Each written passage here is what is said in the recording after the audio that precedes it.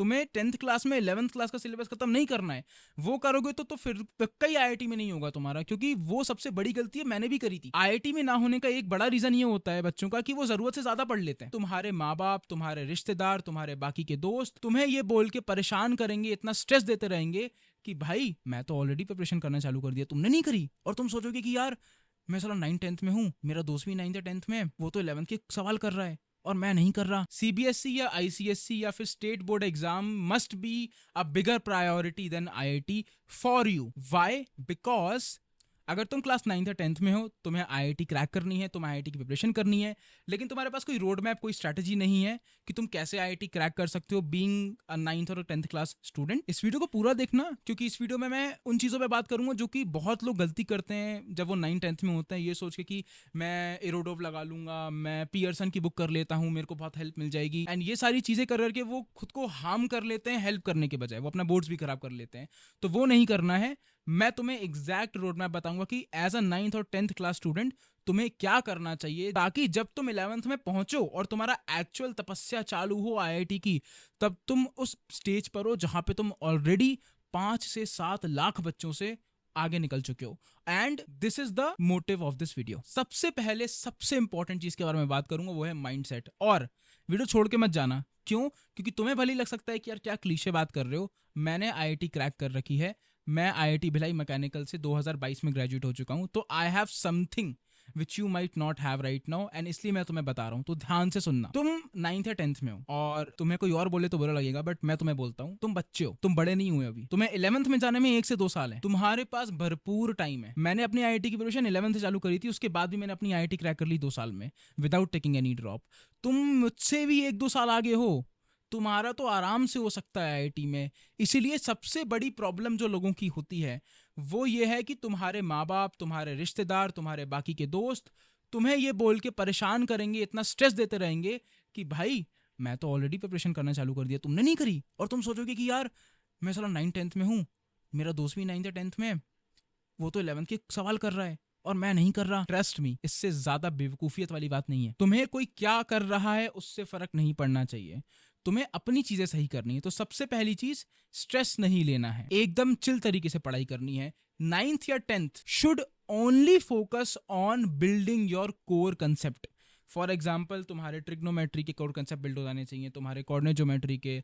अगर मैं फिजिक्स के बारे में बात करूं तो तुम्हें वेक्टर 3D तुम कर सकते हो, तुम अपने 3 लॉज ऑफ मोशन जो तुम्हारे हैं वो तुम कर सकते हो।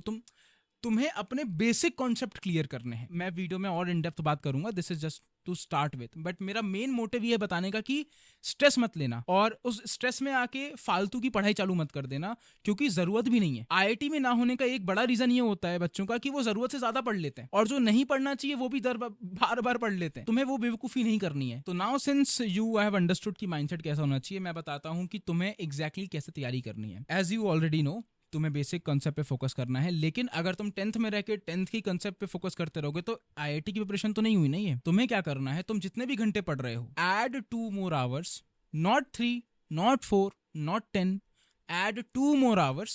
एंड उस 2 घंटे में तुम्हें सिर्फ एक चीज करनी है, तुम्हें 11th क्लास के फिजिक्स, केमिस्ट्री, मैथ्स के चैप्टर्स की थ्योरी पढ़ना चालू कर देनी है। कुछ चैप्टर्स ऐसे होंगे जो तुम्हें समझ में नहीं आएंगे, जैसे मैथ्स में हो सकता है तुम्हें कॉम्प्लेक्स नंबर समझना है, लेकिन तुम्हें मैथ्स में कोऑर्डिनेट समझ में आ सकता है, मैथ्स में तुम्हें ट्रिग्नोमेट्री समझ में आ सकती है, तुम्हें हो सकता है फिजिक्स में kinematics, NLM, gravitation, motion, rotation समझ में ना आए, लेकिन तुम्हें वेक्टर एंड 3D समझ में आ सकता है। तो तुम्हें क्या करना है, अपने लेवल पे वो चैप्टर्स की थ्योरी पढ़ना चालू करनी है, जिन जिन चैप्टर्स की थ्योरी तुम्हें आसान लगती है and you are comfortable with. तुम्हें 10th क्लास में 11th क्लास का सिलेबस खत्म नहीं करना है, वो करोगे तो फिर पक्का ही आईआईटी में नहीं होगा तुम्हारा, क्योंकि वो सबसे बड़ी गलती है, मैंने भी करी थी। Focus on doing these things. And अब बात करते हैं कि कहाँ से पढ़ें। सबसे बड़ा क्वेश्चन आता है ना कि भैया मैं फिजिक्स गैलेक्सी लगा लूं क्या, मैं सिंगेज लगा लूं क्या, मैं पियर्सन लगा लूं क्या, या फिर मैं व्हीली कर लूं, या मैं कुछ और बड़ी पब्लिकेशन लगा लेता हूं। देखो, तुम्हें किताबें वही लगानी है जिन किताबों से आईआईटी सच में क्रैक हो सकती है। तो वो कौन कौन सी बुक्स हैं जिससे तुम थ्योरी और प्रैक्टिस कर सकते हो, स्पेशली थ्योरी कर सकते हो एज अ 9th और 10th क्लास स्टूडेंट। इसकी मैंने एक स्पेसिफिक वीडियो बना रखी है, ये आई बटन पे लिंक आया होगा, अभी मत जाना, यहाँ पे लिंक आया है। After you watch this video, की हम कंटिन्यूटी ब्रेक नहीं करेंगे, go and watch this video, because इस वीडियो में मैंने एग्जैक्टली सारी बुक्स के बारे में बात करी थी। और एक बात बताता हूँ, ये वो सारी बुक्स है जो मैंने खुद करी है। तो I am not recommending you any book जो मैंने खुद नहीं करी है, मैं कोई पेड प्रमोशन नहीं कर रहा हूँ मैं यहाँ पे। मैंने वही बुक तुम्हें बताई है जो मैंने खुद करी है और जिनसे मुझे हेल्प मिली है, जिनसे मैंने एग्जैक्टली IIT क्रैक करी, तो वही बुक से मैं रिकमेंड करूंगा कि तुम थ्योरी पढ़ो। Let's move on to the next thing. सबसे इंपॉर्टेंट चीज, तुम अगर 9th या 10th में हो, तुम्हें एक चीज 100% करनी है, you have to give as much olympiads, as much exams, competitive exams as possible. NSO, IMO, RMO, JSO, तुम्हारा Technothlon, give as many competitive exams as you can. Why? Because तुम्हें एक आदत पड़नी चाहिए कि ये कॉम्पिटिटिव एग्जाम का environment जब तुम पेपर देते हो वो होता कैसा है। बिकॉज जब तुम 11th में जाओगे और तुम्हारे मॉक टेस्ट होंगे तो तुम्हारा टेम्परामेंट एक लेवल पे ऑलरेडी बिल्ट हो चुका होगा।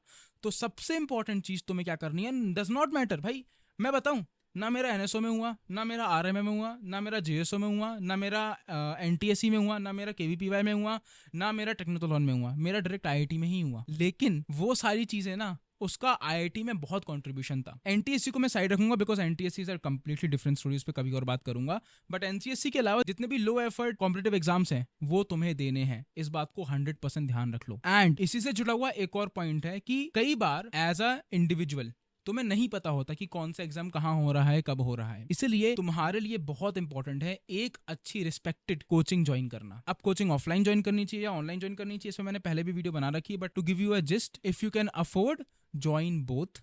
लेकिन अगर तुम्हें एग्जाम्स की बात करूं तो मैं तो रिकमेंड करूंगा कि ऑफलाइन तो करो ही करो, बिकॉज उससे ना जब भी कोई नया कॉम्पिटिटिव एग्जाम आता है तुम्हारे कोचिंग के सेंटर में सबसे पहले उसके जो बोलते हैं ना पेपर बटेंगे, कि ये जो एप्लीकेशन फॉर्म है सबसे पहले वहीं बटते हैं। तो तुम्हें क्या करना है, join a good coaching. 10th ही कर लो, मतलब मैंने कैटलाइजर से पढ़ाई करी थी एंड मैंने क्लास 10th में कैटलाइजर ज्वाइन करा था। 9th तक मुझे पता भी नहीं था कैटलाइजर क्या होता है, ना कि मुझे पता था कि IIT क्या होता है। बहुत लोगों को मजाक लगेगा बट मैंने 2018 में IIT क्रैक करी है, और जब मैं 9th क्लास में था विच इज़ 2015, मुझे पता भी नहीं था कि IIT का फुल फॉर्म क्या होता है या IIT क्या होता है।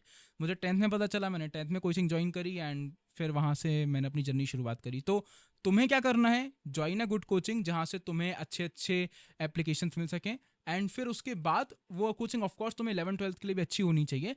एलन हो गई, मोशन हो गई, PW भी कोचिंग सेंटर्स भी बहुत सारे खुल चुके हैं। तो ज्वाइन अ गुड कोचिंग तुम्हारी लोकेलिटी में जो बेस्ट है, and try to give as many olympiads as possible. एक और चीज के बारे में बात करना चाहूंगा मैं कि यार तुम अगर 9th या 10th में हो ना, तुम्हारे लिए boards should be a priority than IIT. CBSE या ICSE या फिर state board exam must be a bigger priority than IIT for you. Why? Because तुम अभी एक लेवल पे खुद को प्रूव तो करो। मेरे 10th में 10 CGPA थे, उससे मेरे को कॉन्फिडेंस मिला कि मैं IIT क्रैक कर सकता हूँ। अगर मेरे 10th में 7 CGPA होते तो शायद मेरे पास उतना कॉन्फिडेंस नहीं होता IIT क्रैक करने का, और मैं शायद IIT क्रैक भी नहीं कर पाता। तुम्हें क्या करना है, तुम्हें फोकस करना है कि मैं कैसे ज़्यादा से ज़्यादा टाइम दे सकूँ अच्छे नंबर लाने में अपने प्रेजेंट टेंस में। तुम्हें फ्यूचर में अच्छा नहीं बनना है, तुम्हें प्रेजेंट में अच्छा बनना है। ये गलती बहुत लोग करते हैं कि वो फ्यूचर में अच्छा बनने के लिए अपने प्रेजेंट की कर देते हैं, तो तुम्हें वो नहीं करना है। तुम्हें क्या करना है, सिंपल सी बात है, बोर्ड्स पे प्रायोरिटी रखो। इसलिए मैंने बोला है मैक्सिमम 2 घंटे पढ़ना है तुम्हें IIT के लिए। एंड फाइनल थिंग जो कि मुझे लगता है बहुत इंपॉर्टेंट है, और आज के जमाने में सब ना तुम्हारा काट रहे हैं। 9th और 10th वालों का तो ना, जो 11th वाले बच्चे हैं वो काट रहे हैं, 9th 10th वाले के पेरेंट्स ही उनका काट रहे हैं, उनके रिलेटिव्स भी उनका काट रहे हैं, दोस्त भी काट रहे हैं, कोचिंग वाले तो काट रहे ही हैं। तुम्हें स्ट्रेस किस बात का यार? तुम्हारे पास अगर तुमने 2 साल कुछ भी नहीं किया फिर भी तुम्हारे पास 2 साल है यार। मतलब I can not explain you enough, 2 years are more than enough to crack IIT, specially in 2024। अगर तुम्हें AIR 1 भी लानी है ना तो तुम्हें 10 साल प्रिपरेशन नहीं करनी है। तुम चेक कर सकते हो जितने भी AIR 1 है वो कितने साल पढ़ रहे थे। तो तुम्हें तो IIT में अच्छी रैंक लानी है। मैं नहीं बोल रहा हूँ AIR 1 ले आओ, 100 to 1000 भी ला सकते हो, 2 साल पढ़ के बहुत पॉसिबल है। तो स्ट्रेस मत लो मेरे दोस्त, इंजॉय योर ईयर, बिकॉज अगर तुम 11th या 12th में जाओगे ना, मैं आई बटन पे एक लिंक दे रहा हूँ, IIT की प्रिपरेशन करने से पहले वो वीडियो जरूर देखना। तुम्हें पता होना चाहिए तुम किस चीज़ के लिए साइन अप कर रहे हो। वो एक तपस्या है। 11th 12th 2 साल ना तुम्हें घिसानी पड़ेगी अपनी, और 1 साल या 2 साल अगर 9th या 10th जो भी तुम हो उसमें जितना एंजॉय कर सकते हो कर लो, क्योंकि अगले 2 साल नहीं कर पाओगे। तो focus on boards, do not take stress for not completing your 11th and your 10th, only do things which makes you happy. जो कंसेप्ट तुम्हें समझ आ रहे हैं सिर्फ वही पढ़ो, बाकी मत पढ़ो, कोई जरूरत नहीं है। And yes, give as many Olympiads as possible and join a good coaching. So I think these are some things which I would recommend to my brother अगर वो 9th या 10th में होता. एंड आई होप तुम्हें इससे value मिली हो. अगर मिली है कमेंट करके मुझे बताना कि तुम्हें और कौन कौन से डाउट्स हैं और कौन कौन से क्वेश्चन है, because I take those comments and convert them into videos for yourself. And या जाओ मज़े करो. 11th वाले होते तो मैं बोलता काम करो, बट अभी तो मैं यही बोलूँगा मज़े करो.